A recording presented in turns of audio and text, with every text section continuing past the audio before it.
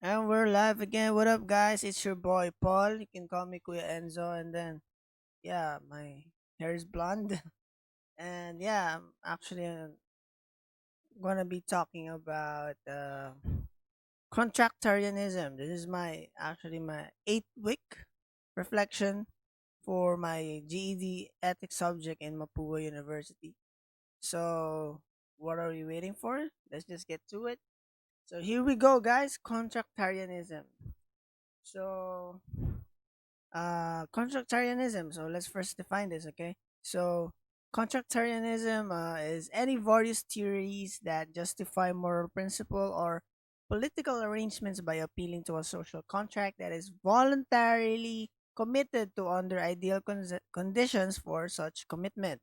So what do I mean by this? So I'll just give you an example. So for example, you have an apple, and then I you sell apples, and then I actually sell mangoes. So there's a rule that we cannot steal, because we if imagine that you have surroundings that are free where there are actually no rules. That would be actually some actual pain in the ass, right? Like it's very destructive. So this is why contractarianism is born. So the exchange.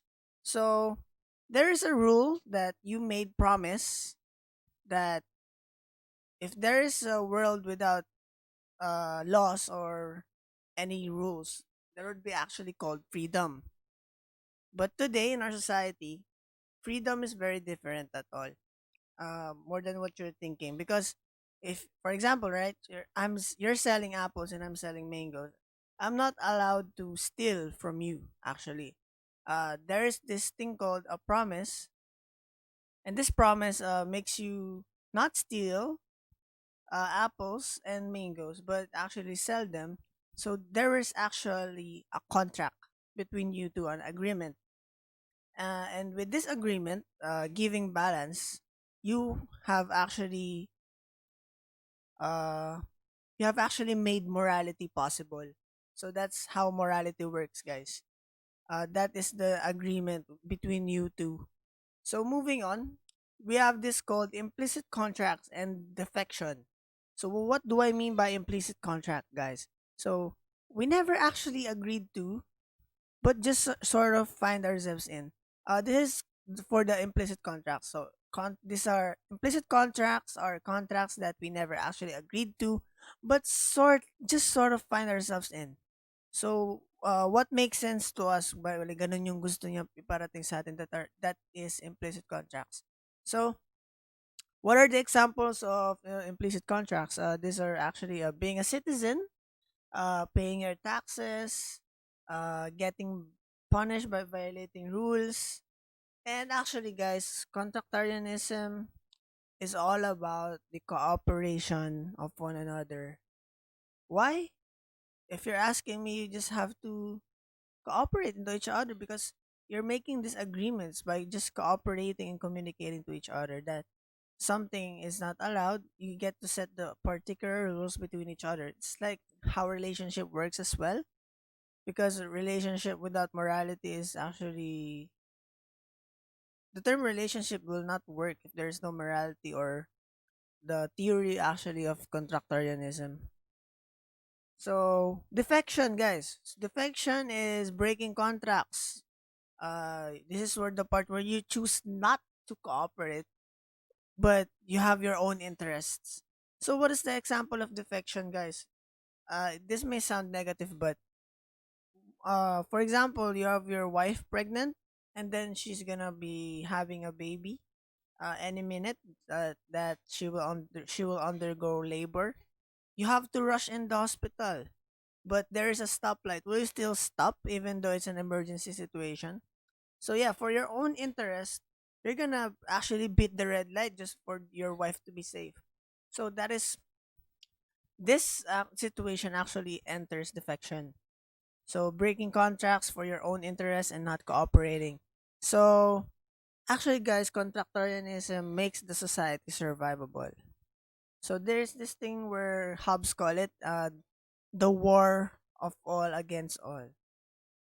So this is where Hobbes pointed out that in order for contractarianism to be possible, there has to be a cooperation for everyone in the society. So how does contractarianism work, guys? You can let this work by having the trust, because you can't force someone to into a contract. Just so you know, you can't force someone into a contract. Uh, it just actually you just can't force someone into something that they're not. Similar to that, actually that situation na rin.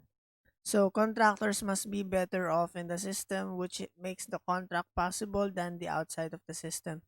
So there's this saying that I actually pointed out into the which actually